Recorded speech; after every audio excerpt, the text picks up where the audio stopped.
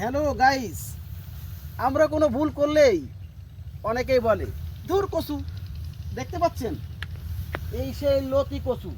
আসলে আমরা কচুকে অনেকে অবহেলা করি, কিন্তু এই কচু আমাদের বাঙালিরা তৈরি করে এখন কত সুন্দর করে। আর এই কচু কিন্তু শুধু এই বাঙালিরা খায় তা কিন্তু নয়, বিশ্বের বড় বড় দেশে আমেরিকা সহ বিশ্বের বিভিন্ন দেশে এই লতি কচু রপ্তানি করা হয়।